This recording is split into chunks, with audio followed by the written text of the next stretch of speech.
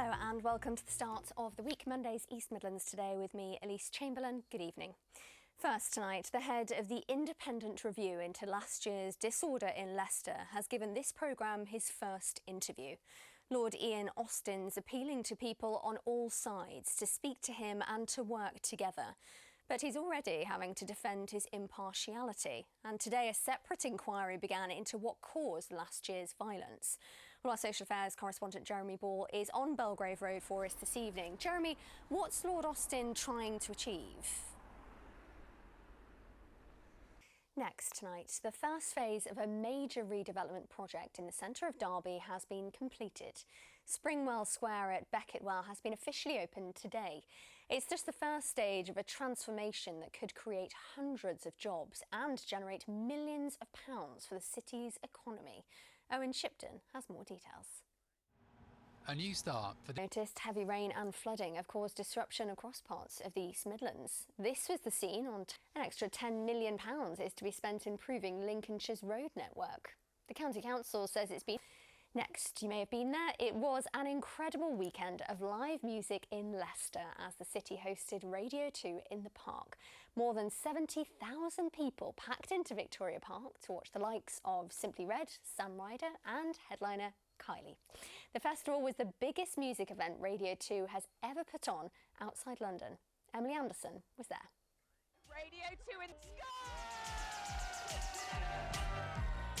is a wonderful stage, and be able to share that joy and that energy and that feeling with people and then get it back as well. And I do that all the time. That's my job. 2 of Radio 2 in the park, and we've come to the DJ tent for a bit of a boogie.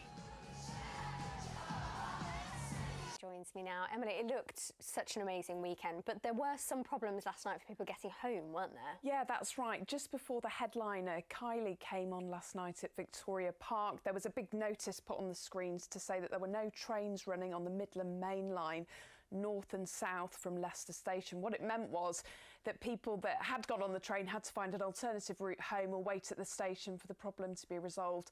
Now, we've contacted East Midlands Railway today, and they've told that the problem was because there was a lightning strike at around 10 to 5 in the afternoon.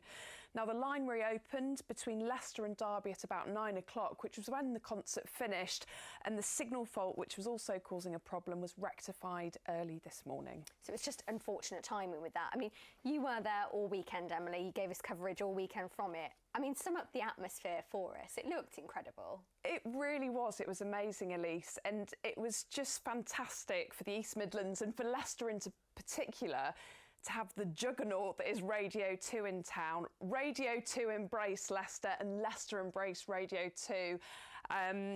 We had stars like Kylie Minogue, Sam Ryder, Beverly Knight, and then Radio 2 presenters like Jeremy Vine and Zoe Ball walking about. It really did put Leicester on the map. And I managed to catch a little bit of Kylie's performance at the end last night.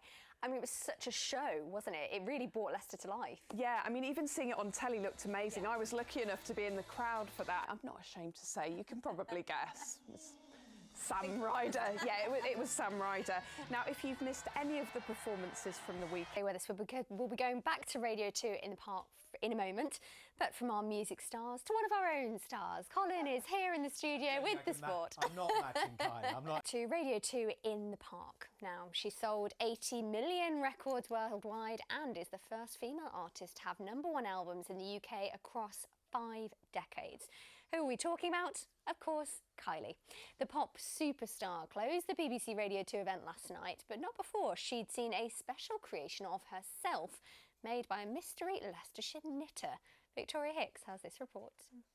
It's lovely. Now it's time for a look at the weather forecast and the rain today, Kay. Yes, I know, a rain. Thanks, Kay. That's all from me for now. I'll be back with your late news just after 10:30. Hope you can join me then. Bye.